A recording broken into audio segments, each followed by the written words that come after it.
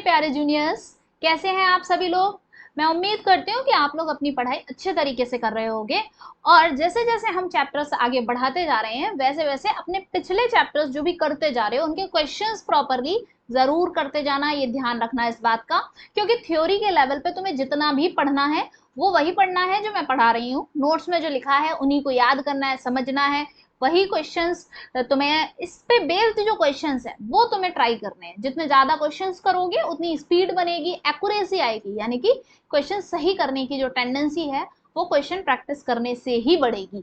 ठीक है, तो क्लास के जो नोट्स हैं वो तुम्हें टेलीग्राम चैनल समीक्षा दक्ष नीट गाइड पर मिल जाएंगे, इसे जाके फॉलो कर लेना और इसकी लिंक भी डिस्क्रिप्शन में दी गई है और चैनल सब्सक्राइब कर लेना। ठीक है, चलो आगे बढ़ते हैं अब हम अपने क्लास में विद एक मोटिवेशनल थॉट आज का हमारा क्या है, there are no secrets to success. यानी कि सक्सेस होने के लिए ऐसा नहीं है कि कहीं से कुछ शॉर्टकट मिल जाएगा, कुछ सीक्रेट मिल जाएगा, ऐसा कुछ भी नहीं है। आपको क्या करना है, it is the result of preparation, hard work and learning from the failures. यानी कि success is the result of preparation, hard work. जो आप प्रिपरेशन कर रहे हो, जो आप हार्ड वर्क कर रहे हो, जो आप सीखोगे अपने फेलियर से, उन सब से मिलाकर जो चीज बनती है that is called the success.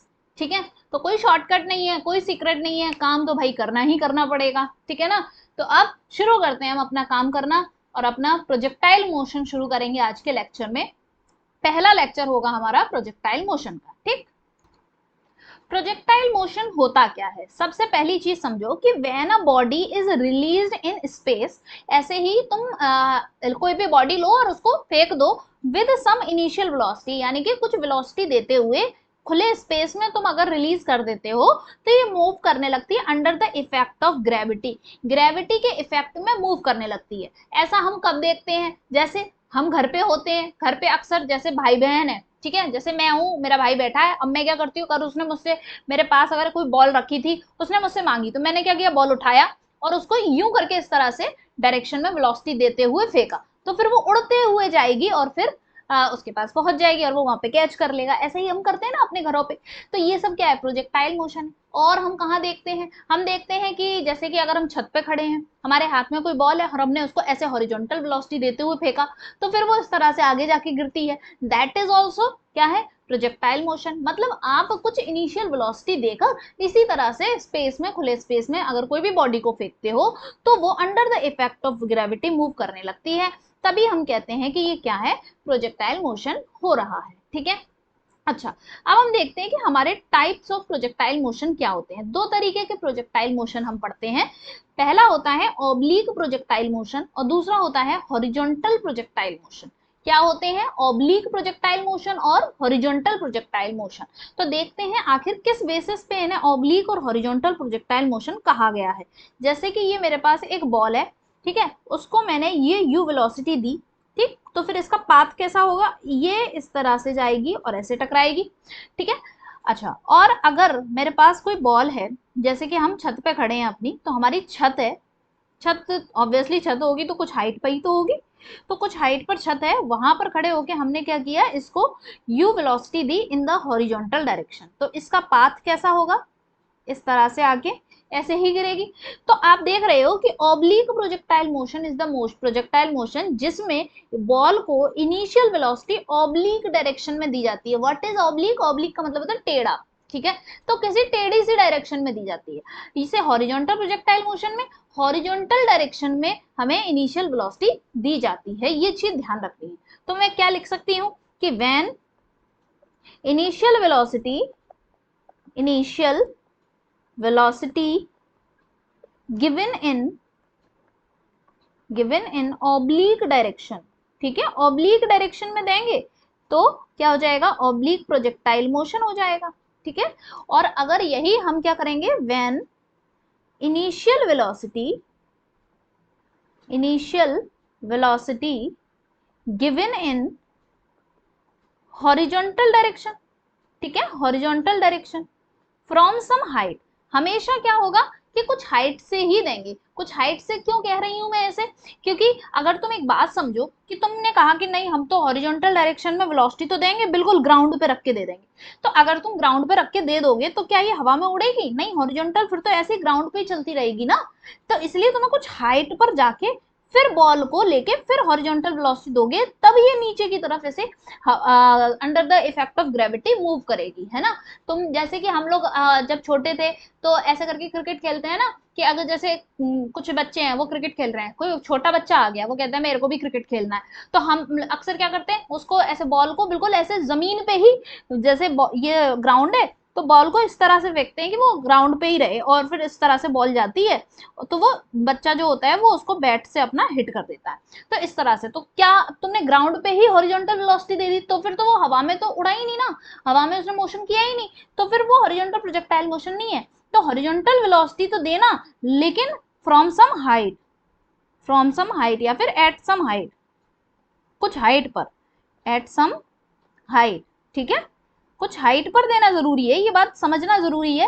ऐसे नहीं कि हम ग्राउंड पे ही देना शुरू कर दिए, ठीक है। लेकिन ये ऑब्लिक डायरेक्शन की वेलोसिटी हम ग्राउंड से ही दे सकते हैं, जैसे कि अभी मैंने, मेरा हाथ टेबल पे है और टेबल से ही मैं इस तरह से दूं, ठीक है, मतलब यहाँ पर रखा है और इस तरह से मैंने वेलोसिटी दे दी, तो फिर ये वाला पाथ इस तरह से जो हो जाएगा, या फिर मैं ऐसे करके दिखाऊं तो मैंने अगर इधर की डायरेक्शन वेलोसिटी दी है तो ये इस तरह से मूव करके ऐसे आ जाएगा, ठीक है। तो ऑब्लिक डायरेक्शन वाला तो हमारा ग्राउंड पे भी पॉसिबल है, तो ये चीज अगर ग्राउंड हो जाए, बट हॉरिजॉन्टल वाला क्या होगा, कुछ हाइट पर जाकर ही होगा। तो ठीक है, तो क्लियर हो गया ऑब्लिक प्रोजेक्टाइल मोशन और हॉरिजॉन्टल प्रोजेक्टाइल मोशन, ठीक। अब हम सिर्फ और सिर्फ पहले समझेंगे कि ऑब्लिक प्रोजेक्टाइल मोशन को डिटेल में समझेंगे, सारी चीजें हम निकालेंगे। हमने अपनी रियल लाइफ में खूब देखा है, तुम सबने अपने भाई बहनों को चीजें फेंक फेंक के खूब दी होंगी, वो सारा ऑब्लिक प्रोजेक्टाइल मोशन था, सच बता रही हूँ मैं। अब तुम देखो, आज तुम उस ऑब्लिक प्रोजेक्टाइल मोशन की तुम क्या करोगे, सारी कैलकुलेशन कर डालोगे, ठीक है। आज सारी कैलकुलेशन करेंगे। ये हमने क्या किया, ये बॉल थी और इसको हमने यू वेलोसिटी दी इस तरह से, तो ये कैसे जाएगी, ये इस तरह से ही तो जाएगी, ठीक है। इस तरह से इसने पाथ कवर किया, अच्छे से बनाती हूँ मैं, ठीक है, ये पाथ इसने कवर कर लिया, तो इसका ग्राउंड बना देते हैं, ये हमारा ग्राउंड लेवल हो गया, ठीक है। अच्छा, तो अब मान लेते हैं कि इसने क्या किया है कि हॉरिजॉन्टल के साथ थीटा एंगल बना रही है, क्या, वेलोसिटी, क्योंकि ये ना ही हॉरिजॉन्टल एक्सिस के अलोंग है, यानी कि एक्स एक्सिस के अलोंग भी नहीं है, ना ही वाई एक्सिस के अलोंग है, ना ही एक्स एक्सिस के अलोंग है, ना ही वाई एक्सिस के अलोंग है। तो फिर मुझे क्या करना पड़ेगा, इसे रिजॉल्व करना पड़ेगा। मैक्सिमम केसेस में फिजिक्स में क्या होता है कि अगर आपको कोई भी वेक्टर ना ही एक्स एक्सिस के अलोंग हो ना ही वाई एक्सिस के अलोंग हो, तो आप उसे रिजॉल्व कर लेते हो आराम से, कोई दिक्कत नहीं होती, ठीक है। तो उसे मतलब वहां पे हम लगा लो अपनी कंडीशन की रिजॉल्व कर रहे हैं, ठीक है। तो अब क्या होता है कि हमने कहा कि भाई हमारा u तो है, तो फिर हम क्या करेंगे, इधर की तरफ क्या हो गया, ये u cos थीटा, ये हमने वेक्टर्स में पढ़ा था कि कोई भी वेक्टर किसी एक्सिस के, जिस एक्सिस के साथ थीटा एंगल बनाता है उसी एक्सिस के अलोंग इसका cos थीटा टाइम्स कंपोनेंट आ जाता है। तो ये हम क्या कर रहे हैं, u के कंपोनेंट कर रहे हैं, तो ये क्या हो गया, u sin थीटा, ठीक है। तो अब मैंने क्या कर दिया, इस u के कंपोनेंट कर दिए, u cos थीटा और u sin थीटा। तो अब इस u का मतलब नहीं है, अब इसको देखना नहीं है, बिल्कुल भी लिखा है बट समझना, बिल्कुल ध्यान इस पे देना नहीं है, ठीक है। तो मैं सिर्फ और सिर्फ किस पे ध्यान देना है, u cos थीटा पे और u sin थीटा पर, ठीक है। अच्छा, तो क्यों नहीं ध्यान देना, क्यों, अरे एक बात समझो, मैंने कहा कि मैंने तो सपोज करो कि मैंने तुम्हें 100 रुपए दिए और मैंने कहा कि जाओ बेटा जाके इसके 50-50 के 2 नोट करवा के लाओ, और एक तुम रख लेना और एक अपनी बहन को दे देना, ऐसे करके मैंने तुमसे बोला। तो फिर तुम क्या करे, तुम गए दुकान पे और दुकान वाले से बोला तुमने कि मेरे को 50-50 के 2 नोट दे दो, तो फिर दुकान वाले ने क्या किया, तुम्हारा 100 का नोट रख लिया और 50 के 2 नोट दे दिए। लेकिन क्या अब वो 100 का नोट तुम्हारे पास रहा, नहीं रहा ना, तो अब उसको भूल जाओ, अब तुम अपने 50 के नोट पे एंजॉय करो ना, हाँ उस पर ध्यान दो, ठीक है। तो बस रिजॉल्व करने के बाद जो कंपोनेंट आ जाते हैं हम बस उन्हीं को देखते हैं और बाकी नहीं देखते, ठीक है। अच्छा, तो अब तुमने देखा कि ये जो ऑब्लिक प्रोजेक्टाइल मोशन था, इसमें मैंने एक हॉरिजॉन्टल वेलोसिटी मिल गई, एक वर्टिकल वेलोसिटी मिल गई। अच्छा, ये u cos थीटा क्या है, एक्स एक्सिस के अलोंग कंपोनेंट, तो u x लिख लिया, और ये क्या है, ये y एक्सिस के अलोंग है, तो इसे u y लिख दिया। तो मैं इधर की तरफ लिख देती हूँ कि u y क्या है, initial velocity, initial velocity along y axis, ठीक है, और यू एक्स क्या है, इनिशियल वेलोसिटी। ये टर्म्स हमें क्लियर होना बहुत जरूरी होता है, कई बार हम ना बहुत जल्दी जल्दी भागने की कोशिश करते हैं, हम ना ये छोटे छोटे टर्म्स समझते नहीं है, इसी वजह से क्या होता है कि हम अटकते हैं क्वेश्चंस करने में। तो हर छोटा छोटा टर्म समझा करो कि ऐसा क्यों है, क्या क्यों ऐसा ही हो रहा है, ये सब चीजें क्यों लगाया करो हर चीज में, ठीक है। तो you cos theta, you cos theta ये वाली जो वेलोसिटी है this velocity is responsible for किसके लिए रिस्पॉन्सिबल फॉर है? Horizontal motion, horizontal motion, horizontal motion. ठीक है, कैसे हॉरिजॉन्टल मोशन? अब तुम देखो u cos थीटा है, इसी की वजह से तो ये बॉल जो है वो इतनी यहाँ पर रखी हुई थी ओरिजिनली, और फाइनली कहाँ पहुंच गई? यहाँ पहुंच गई। तो किसकी वजह से? u cos थीटा की वजह से। अच्छा, ये u sin थीटा जो है, this is responsible for vertical motion, responsible for vertical motion. ठीक है, वर्टिकल मोशन के लिए रिस्पॉन्सिबल है। अच्छा, तो ये बात तो हम दोनों समझ गए कि u cos theta responsible for horizontal motion और u sin theta is responsible for vertical motion, यानी कि इसी u sin थीटा की वजह से ही ये बॉल जो है अभी इस लेवल पे रखी हुई थी, अब वो यहाँ से इधर पहुंच जाती है, फिर इधर पहुंच जाती है, ये पहुंच जाती है, इस हाईएस्ट यहाँ इतने वर्टिकल लेवल पे भी पहुंचती है। किसकी वजह से? u sin थीटा की वजह से। अच्छा, अभी एक बात बताओ, वर्टिकल डायरेक्शन में एक जी भी तो लग रहा होगा, क्योंकि under the effect of gravity move कर रहा है, बट हॉरिजॉन्टल डायरेक्शन में कोई भी एक्सेलरेशन नहीं है, हॉरिजॉन्टल डायरेक्शन में कोई एक्सेलरेशन नहीं है। तो जब कोई एक्सेलरेशन नहीं है, इसीलिए हर पॉइंट पर हॉरिजॉन्टल डायरेक्शन में क्या रहेगी? वेलोसिटी u cos थीटा ही रहेगी। क्यों? क्योंकि भाई एक्सेलरेशन नहीं है, और एक्सेलरेशन का नाम क्या होता है? दूसरा, चेंज इन वेलोसिटी।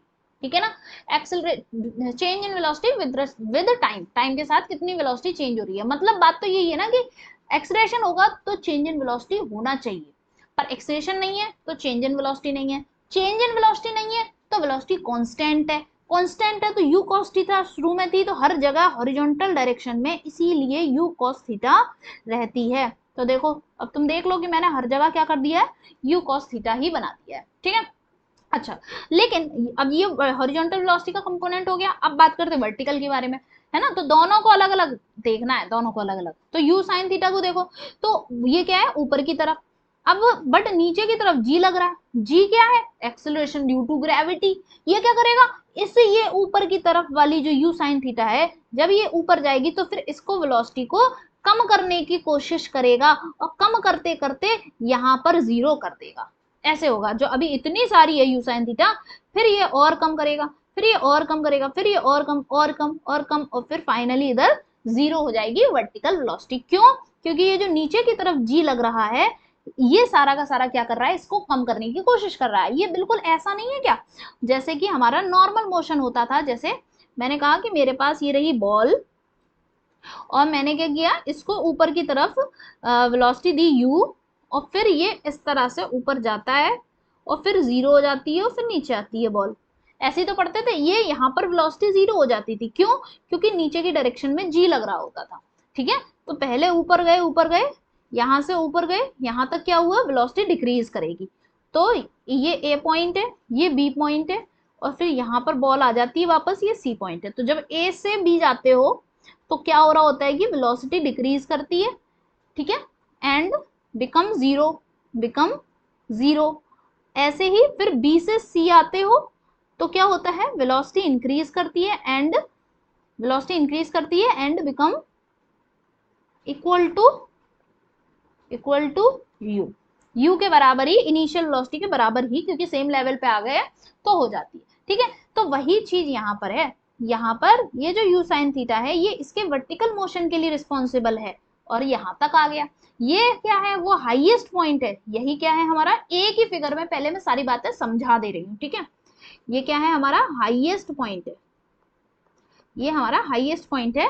इस हाईएस्ट पॉइंट पर अब इसकी वर्टिकल वाली यू वाई जो है वो क्या हो गई है? जीरो हो गई है। कहाँ पर? हाईएस्ट पॉइंट पर। ठीक है, फिर उसके बाद बाकी तो जैसे अगर मैं इस पॉइंट पे कहूँ तो ये मैंने मान लिया कि मान लो v डैश है, फिर अगर इधर का है तो हम v डैश मान लिया। अब मैंने इन दोनों में देखो, इसको भी v डैश लिखा है, इसको भी v डैश लिखा है, लेकिन इसकी डायरेक्शन ऊपर, इसकी डायरेक्शन नीचे। ऐसा क्यों? क्योंकि देखो ये दोनों पॉइंट जो है, ये दोनों पॉइंट जो है वो सेम लेवल पर है। जब सेम लेवल पर होते हैं तो ऊपर जाने वाली और नीचे वाले जाने वाली ये सेम लेवल वाली वेलोसिटीज जो हैं, इनके मैग्नीट्यूड सेम होते हैं। ये सब बात मोशन इन 1D में मैंने बताई थी तुम्हें। ठीक है, फिर उसके बाद नीचे आते जाते हैं, ये वाला लेवल और ये वाला लेवल सेम है, तो फिर से क्या होगा?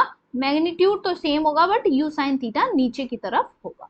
ठीक है, यू साइन थीटा नीचे की तरफ होगा। क्लियर है इतनी बात समझ गए अच्छे तरीके से। तो हाईएस्ट पॉइंट पर वर्टिकल वेलोसिटी बिल्कुल जीरो हो जाती है। ठीक है, तो हम इस तरीके से हम ये समझे कि हमारा कोई भी प्रोजेक्टाइल मोशन है, कोई भी प्रोजेक्टाइल मोशन है, प्रोजेक्टाइल मोशन, अब वो भी कौन सा वाला, ऑब्लिक, सॉरी कोई भी नहीं, ऑब्लिक वाला ही, ठीक है, ऑब्लिक प्रोजेक्टाइल मोशन, जिसमें कि हमारे पास बॉल होती थी और हम उसको यू वेलोसिटी देते थे और जिसकी वजह से वो इस तरह से नीचे जाती थी, ये वाला हमारा क्या हो गया, oblique projectile motion. This is made up of, ये किससे मिलकर बना है, इसके दो टुकड़े कर लेते हैं, क्या है दो टुकड़े, इसके दो टुकड़े कर लेते हैं, क्या, एक तो हॉरिजॉन्टल मोशन, हॉरिजॉन्टल मोशन मतलब हॉरिजॉन्टल डायरेक्शन में, और एक वर्टिकल मोशन यानी कि वर्टिकल डायरेक्शन में। ठीक है, वर्टिकल मोशन, ओके। ये हॉरिजॉन्टल डायरेक्शन में ये क्या है, इधर यू कॉस थीटा और ये क्या है, यू साइन थीटा। तो हॉरिजॉन्टल मोशन में है तो मैंने कहा कि ये मेरी बॉल, और फिर इसके पास इधर की तरफ मैंने क्या दे दिया, यू कॉस थीटा। ठीक है, और हमारा यहाँ पर है ये बॉल और इसको ऊपर की तरफ क्या दे दिया, you sine theta, you sine theta, और फिर इसके साथ ये ऊपर जाएगी और फिर ये नीचे भी आएगी। ठीक है, और ये तो आगे बढ़ती रहेगी। इस तरीके का सिनेरियो हो गया, समझ गए। देखो कितना क्यूट सा फिगर लग रहा है ना, बहुत प्यारा सा, मुझे तो अच्छा लग रहा है। ऐसे छोटा सा क्यूट क्यूट से सारे ऐसे बना लो, ऐसे करके। मैं इसको बॉक्स में बंद कर दूं क्या, अच्छा लग रहा है ना, मुझे तो अच्छा लग रहा है, तुम लोगों को पता नहीं अच्छा लग रहा है कि नहीं। अरे गलत बॉक्स बंद हो गया, ऐसे करके,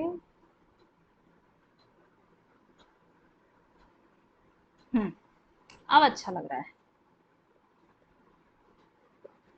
ठीक है, तो हमारा oblique projectile motion is made up of, मतलब इसके दो टुकड़े हैं। जैसे कि अगर मैं कहूँ पिंक कलर, पिंक कलर क्या है, रेड कलर और व्हाइट कलर का मिक्सचर है। तो रेड कलर के, पिंक कलर के अंदर से रेड निकाल लो और व्हाइट निकाल लो, तो ये सामने रखा है, ऐसा ही है। ठीक है, अच्छा, तो ये वाली बात तो हमने बेसिक बेसिक सारी समझ ली।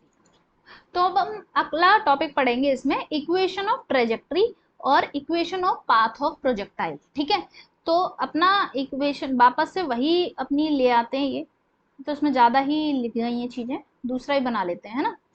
तो यहाँ पर मैंने कहा मेरे पास ये बॉल है, ठीक, इसको मैंने इधर की तरफ, इधर ये यू वेलोसिटी दी और फिर ये अपना ये पाथ कवर कर लिया। ठीक है, थोड़ी सी वाइब्रेट्स ऐसा आ गया ना, टेढ़ा हो गया, कोई नहीं, अब तुम समझ लो। ठीक है, ऐसा हो गया। अब क्या हो रहा है कि हमने कहा कि इस डायरेक्शन में इसके पास ये थीटा एंगल बनाया है, तो इधर ये यू कॉस थीटा, इसी को मैंने यू एक्स भी कहा था, मतलब एक्स एक्सेस के अलोंग की वेलोसिटी। ये क्या है, यू साइन थीटा, इसी को मैंने क्या कहा था, यू वाई कहा था, यानी कि वाई एक्सिस के अलोंग वाली वेलोसिटी। ठीक है, अब मान के चलते हैं कि ये जो बॉल है ये इस तरह से कुछ देर बाद यहाँ पहुंच गई। ठीक है, किसी एक जनरल पॉइंट पर पहुंच जाती है। तो कहाँ पहुंची, कि मान लो कि ये यहाँ पहुंच गई, ये क्या है, एक जनरल पॉइंट है। ठीक है, किसी जनरल पॉइंट पर पहुंच गई। ये मैंने कहा कि ये ए पॉइंट मान लो, इसे पी पॉइंट मान लेते हैं, P is the general point. अब उसके बाद इतना अगर ये पहुंच गई तो इसने हॉरिजॉन्टल डिस्टेंस कितनी कवर कर ली, इतनी, कितनी हो गई है, एक्स। वर्टिकल डिस्टेंस इसने कितनी कवर करी, ये कवर कर ली, ये कितना हो गया, y. X is the horizontal distance और y is the vertical distance इसने कवर कर ली है ना। तो अगर मुझसे कोई पूछे कि ये बॉल जो है अब ए टू पी जाने में, ए से पी जाने में इसे सपोज करो टाइम टी लग गया, तो टी टाइम लग गया, तो बताओ ये इसकी पोजीशन क्या थी। तो पोजीशन बताने के लिए ऑब्वियसली ये टू डायमेंशनल मोशन है, तो फिर एक्स और वाई दोनों एक्सेस बतानी पड़ेंगी ना मुझे। तो मैं क्या करूंगी, एक्स भी निकालूंगी और फिर वाई भी निकालूंगी, ये चीज करूंगी। अब मैंने तुम्हें क्या कहा था कि ऑब्लिक प्रोजेक्टाइल मोशन को दो टुकड़ों में बांट के देखा करो, एक हॉरिजॉन्टल प्रोजेक्टाइल मोशन, एक हॉरिजॉन्टल मोशन और वर्टिकल मोशन, ऐसे करके देखा करो। तो अब हम क्या करेंगे, इसका हॉरिजॉन्टल मोशन और इसका वर्टिकल मोशन दोनों सेपरेटली स्टडी करेंगे।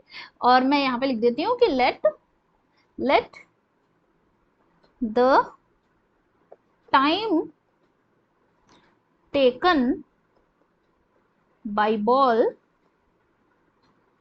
to reach at P from to reach at P from A point से P पॉइंट तक पहुंचने में ये टाइम लगा है। तो अब हम क्या करते हैं, चलो उसके इक्वेशन बना के देखते हैं सारा। तो इक्वेशन में हम देखेंगे, हम क्या करेंगे, सबसे पहले इस प्रोजेक्टाइल मोशन का हॉरिजॉन्टल पार्ट पढ़ते हैं। तो देखो तुम, मैं अगर इसी फिगर को दोबारा से उठा लूं, इसको सेलेक्ट करके किया कॉपी, और फिर उसके बाद हम यहां आ जाते हैं पेस्ट, ठीक, इतना रख देते हैं यहां पर। अच्छा, अब क्या हो रहा है, मैं इसका सिर्फ और सिर्फ हॉरिजॉन्टल मोशन देखूं, ठीक है, सिर्फ हॉरिजॉन्टल मोशन, तो बाकी का वर्टिकल हटा देते हैं, लिखा रहने देते हैं, सिर्फ हॉरिजॉन्टल मोशन देखो, बस सिर्फ हॉरिजॉन्टल, ठीक है। तो जब सिर्फ हॉरिजॉन्टल मोशन देखो तो बताओ, चलो मैं जो पूछूं वो बताते जाना, ठीक है। इनिशियल वेलोसिटी की क्या है, इनिशियल वेलोसिटी, इनिशियल वेलोसिटी, अब तुम कहोगे यू, नहीं मैं तो हॉरिजॉन्टल मोशन देखने को बोल रही हूँ ना, तो हॉरिजॉन्टल मोशन देखो तो यू कॉस थीटा, ठीक है। अब बताओ मुझे एक्सेलरेशन है कुछ, एक्सेलरेशन है क्या, नहीं, क्या लिखोगे, 0। अच्छा बताओ, time taken, time taken to cover x distance cover करने में कितना टाइम लगा, टी ही तो लगेगा। जब ए से पी पहुंचने में इसे टाइम टी लग रहा है, तो ए से पी पहुंचने में इसने हॉरिजॉन्टली एक्स डिस्टेंस कवर कर ली और वर्टिकली वाई डिस्टेंस कवर कर ली। तो एक्स डिस्टेंस कितनी देर में कवर करी, टी टाइम में, वाई डिस्टेंस कितनी देर में कवर की, टी टाइम में, ठीक है ना, दोनों का सेम टाइम ही रहेगा। अच्छा, हॉरिजॉन्टल डिस्टेंस क्या कवर हो गई है, हॉरिजॉन्टल डिस्टेंस क्या कवर हुई है, डिस्टेंस कवर्ड इज एक्स, ठीक है।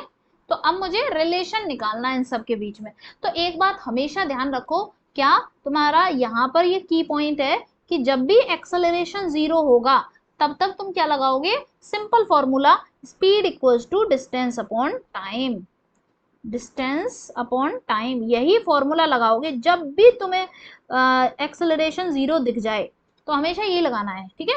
तो अगर तुम यही लगाओगे तो फिर स्पीड क्या है बताओ, स्पीड है u cos theta, horizontal direction की बात कर रहे हैं, डिस्टेंस कवर किया कि ये x, टाइम कितना लगा है t, ठीक है। तो मुझे x चाहिए, तो x इज इक्वल टू मैं लिख दूंगी u cos theta into t. तो ये मेरे पास एक इक्वेशन बनके तैयार हो गई, ठीक है, एक इक्वेशन नंबर 1 तैयार हो गई, ठीक है। चलो अब हम देखते हैं वर्टिकल मोशन, मैंने आगे, चलो यहां लिखते हैं वर्टिकल मोशन, वर्टिकल मोशन। तो वर्टिकल मोशन अगर हम देखें तो हमारा वर्टिकल मोशन कैसा रहेगा, अब फिर से उसी फिगर को लेके आते हैं, फिगर को देखा तो हमने ये रहा फिगर। तो अब मैं जो सवाल पूछूं फिर से उनके जवाब दो, बताओ वर्टिकल डायरेक्शन में इनिशियल वेलोसिटी क्या है, इनिशियल वेलोसिटी क्या है, u नहीं है, क्या है, u साइन थीटा है, ठीक है। क्या लिखोगे, u साइन थीटा, सब कुछ इन वर्टिकल डायरेक्शन वाला। अच्छा, फिर उसके बाद बताओ एक्सेलरेशन है, हाँ जी बिल्कुल, बहुत बढ़िया, एक्सेलरेशन है, कितना है, g है, ठीक है। हाँ नीचे की तरफ है पर है तो वर्टिकल डायरेक्शन ही ना।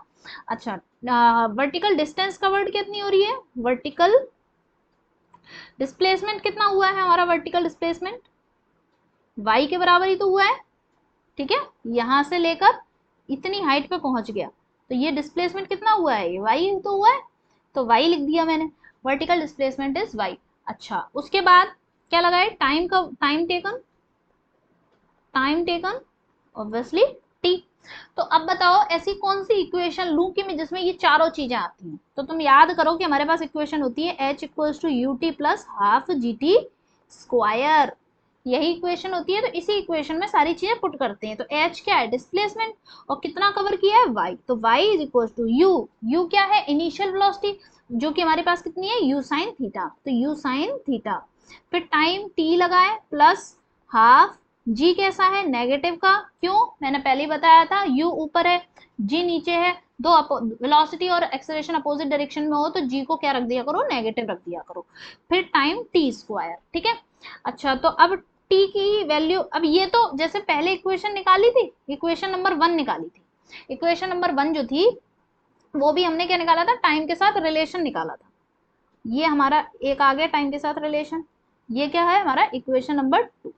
तो इक्वेशन नंबर 1 टाइम के साथ रिलेशन है एक्स का टी के साथ, एक्स का टी के साथ रिलेशन है टाइम के साथ, ये हॉरिजॉन्टल डायरेक्शन के लिए, वर्टिकल डायरेक्शन के लिए भी डिस्प्लेसमेंट का टाइम के साथ रिलेशन आ गया है ना, हॉरिजॉन्टल डायरेक्शन का भी डिस्प्लेसमेंट का टाइम के साथ रिलेशन आ गया, ठीक है। अब रिलेशन तो आ गया, लेकिन इक्वेशन ऑफ ट्रेजेक्ट्री क्या होता है, हम क्यों पढ़ते हैं इक्वेशन ऑफ ट्रेजेक्ट्री, हम इसलिए पढ़ते हैं क्योंकि हमें एक्स और वाई के बीच में रिश्ता चाहिए, इस एक्स और इस y के बीच में रिश्ता चाहिए, तो हम क्या कर सकते हैं, यहाँ से t उठाएंगे और यहाँ पुट कर देंगे, ठीक है। तो चलो ऊपर से t उठाया तो हम क्या करेंगे, put value of t, value of t, देखो ये पूरा डेरिवेशन इंपॉर्टेंट है क्योंकि सारे कई क्वेश्चन जो होंगे वो इस डेरिवेशन को समझने से ही होंगे, है ना, मैं तुम्हें यहाँ पर वही डेरिवेशन कराऊंगी जिस पे बेस्ड क्वेश्चन आ सकते हैं, ठीक है।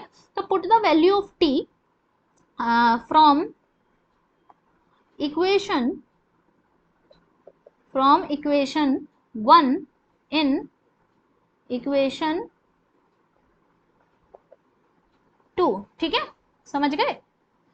देखो मैं क्या करती हूँ, मैं इसीलिए सारी चीजें लिख देती हूँ क्योंकि मुझे ऐसा लगता है कि जैसे मैं अगर पढ़ती हूँ, मैं अगर अपने कॉलेज का पढ़ रही हूँ तो मुझे ऐसा लगता है कि टीचर कुछ भी पढ़ा रहे हैं ना तो वो कुछ लिख दें, ताकि जैसे टीचर बोल के चले जाते हैं तो फिर उतना याद नहीं रह पाता, तो याद वही रहता है जितना नोट्स में लिखा होता है ना। तो इसीलिए मैं मैक्सिमम चीजें लिख देती हूँ ताकि तुम बाद में भी अगर नोट्स भी खोल के देखोगे तो तुम्हें चीजें अच्छे से समझ में आएंगी, ठीक है। तो अब हम क्या करते हैं, y is equal to u sine theta, तो लिखा ही रहेगा टाइम t इक्वल टू क्या हो जाएगा, देखो मेरे पास क्या था, x equal to u cos theta था, दिख रहा है, हाँ, इंटू टी, तो t इज इक्वल टू क्या आ जाएगा, x upon u cos theta, ठीक है, x upon u cos theta, तो यहाँ पे लिखेंगे x upon u cos theta, फिर ये माइनस आ जाएगा, देखो ये वाला माइनस यहाँ इसको कवर अप कर लेगा, फिर 1 अपॉन, हाँ 1/2g, और फिर ये x upon u cos theta का स्क्वायर, ठीक है। अब इसको सॉल्व करो, देखो इस u से ये u कट गया, ठीक है, और फिर ये sine theta upon cos theta बचा, तो अब इसको क्या लिख सकते हैं, बताओ sine theta upon cos theta क्या होता है, क्या होता है, वेरी गुड, टेन थीटा होता है, ठीक है। ये वाला x लिख लिया और फिर ये टेन थीटा किधर से, sine theta upon cos theta से, -1/2 g(x)² upon u square cos square theta, बस और कुछ नहीं है, ना ज़्यादा दिमाग लगाना है, बहुत ही आसान इक्वेशन थी, इतनी आसान इक्वेशन है, बताओ याद ही तो कर रहे हैं, अब इसको याद कर लेना, इसका नाम क्या है, equation of trajectory, equation of trajectory. कोई पूछे तो बिल्कुल आंख बंद करके झट से आंसर दे देना, बिल्कुल, है ना, अगर तुम 11th में पढ़ रहे हो, है ना, तो तुरंत आंसर कर देना, मजा आ जाएगा, बिल्कुल इम्प्रेस हो जाएगा सामने वाला बंदा।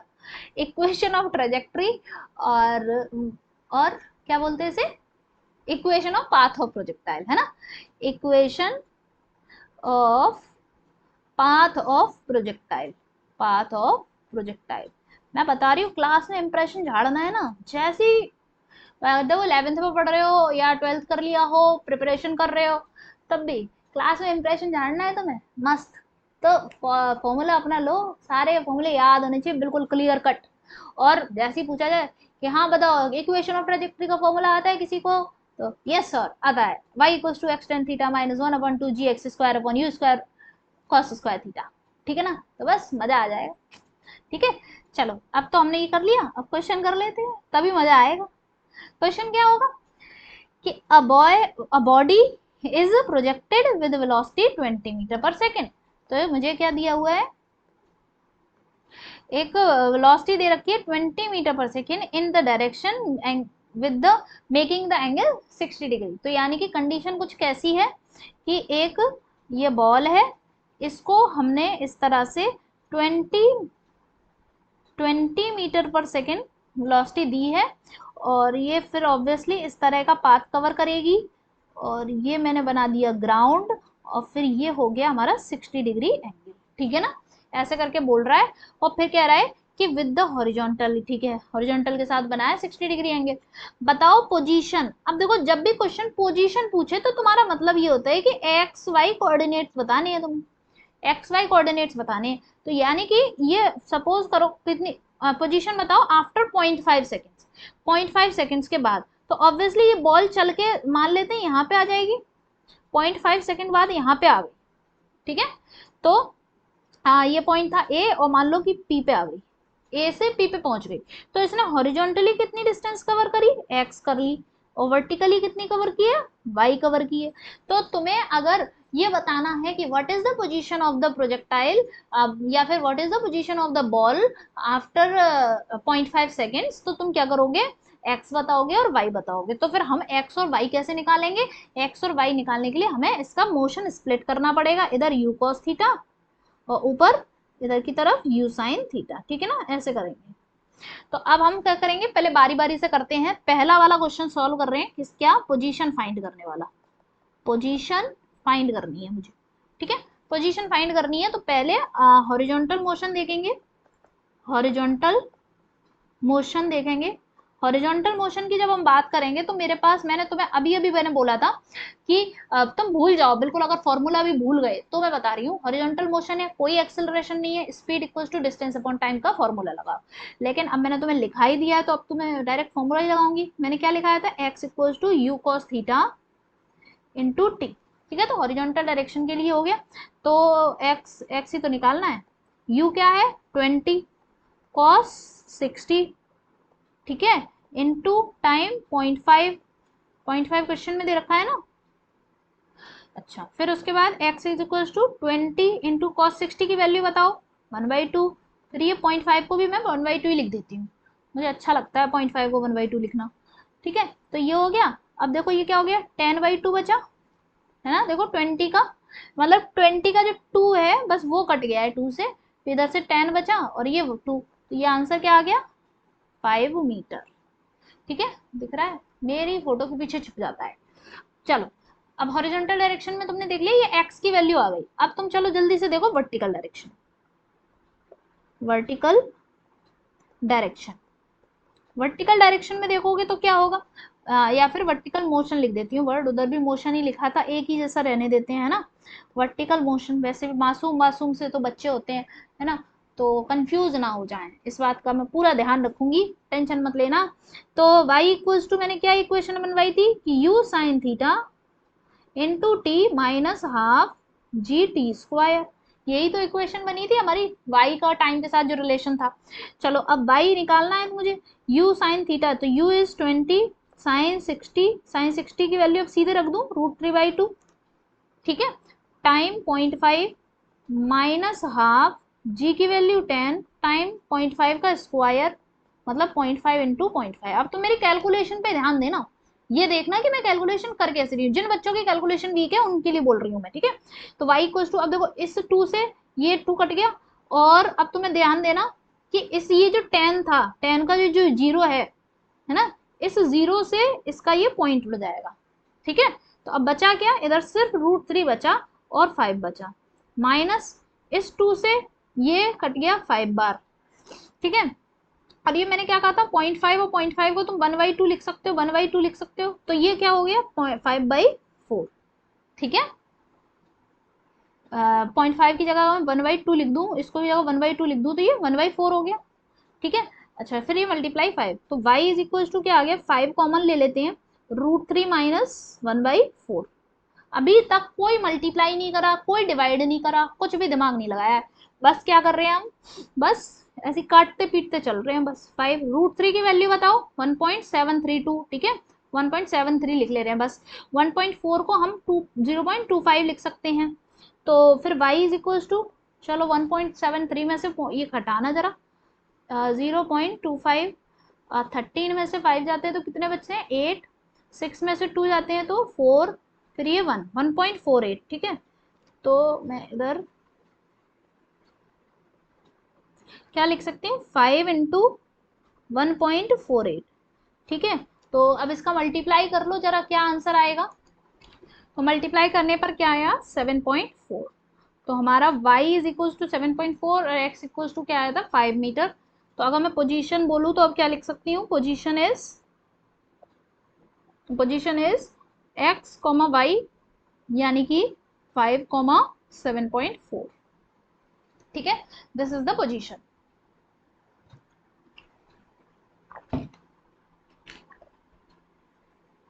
आगे, अच्छा हाँ, अभी हमें टाइम भी निकालना, एक और पार्ट है इस क्वेश्चन का, क्या है वेलोसिटी आफ्टर 0.5 सेकेंड, वेलोसिटी भी निकालनी है।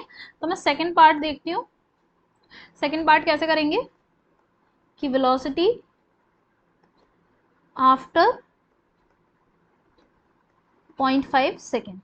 ठीक है, तो अगेन वही चीज हम करेंगे कि हॉरिजॉन्टल डायरेक्शन में क्या होगा, वर्टिकल डायरेक्शन में क्या होगा। तो हॉरिजॉन्टल डायरेक्शन का देखेंगे तो हॉरिजॉन्टली क्या होगा कि कोई एक्सेलरेशन नहीं है, acceleration zero, so velocity same रहेगी। सेम रहेगी तो कितनी रहेगी, u cos थीटा ही रहेगी। और u cos थीटा, तो u कितना था 20 था ना, u 20 था। ठीक है, तो cos 60 की वैल्यू 1/2, cos 60, तो जो कि क्या हो गया 20 इंटू 1/2, यानी कि 10 मीटर पर सेकेंड। ठीक है, अब वर्टिकली देखते हैं जरा। वर्टिकली की जब हम बात करेंगे तो मैंने कहा कि भाई यहाँ पे तो हमारा जी है कुछ हमारा, है ना। एक्सेलरेशन किसके बराबर है, जी के बराबर है, कि नीचे की डायरेक्शन में। अब मुझे इक्वेशन ऑफ मोशन लगानी पड़ेगी, मुझे फाइनल वेलोसिटी चाहिए, तो मैं इक्वेशन ऑफ मोशन क्या लगाऊंगी, v equals to u plus g t वाली इक्वेशन लगाएंगे। तो फाइनल वेलोसिटी मुझे पता करनी है, इनिशियल u साइन थीटा है, g नीचे के डायरेक्शन में है इसलिए माइनस का लगा रहे हैं, टाइम क्या लगा है 0.5 लगा है तो t लिख देती हूँ। फाइनल वेलोसिटी पता नहीं है, u मेरा 20 था, साइन 60 तो √3/2। ठीक है, माइनस g की वैल्यू 10 और टाइम 0.5। ठीक है, तो अब क्या हो जाएगा, ये 10√3 और ये क्या हो गया 5, 10√3 माइनस 5 कैसे हो जाएगा, या तो इस जीरो से इस पॉइंट को हटा दो, या फिर इस 1/2 को, सॉरी 0.5 को 1/2 लिख दो, इससे इसको काटोगे तो 5 ही आंसर आएगा, इतना तो पता होगा। तो अब उसके बाद यहाँ से 5 कॉमन ले लूंगी मैं, तो बचेगा क्या 2√3 माइनस 1। अब इस 2√3 माइनस 1 को सॉल्व कर लेते हैं, क्या आएगा हमारा आंसर 2√3 माइनस 1 को। तो हम क्या करेंगे 5, फिर 2 मल्टीप्लाई 1.73 माइनस 1। ठीक है, तो हम क्या कर सकते हैं इसको 5 और 3 और 3 6, 7 और 7 14, 1 कह रही है 2 3.46 माइनस 1, यानी कि 5 मल्टीप्लाई 2.46 ये हो गया। अब इसका मल्टीप्लाई कर लो, 5 6 जा 30, 3 कैरी, 5 4 जा 20 और 23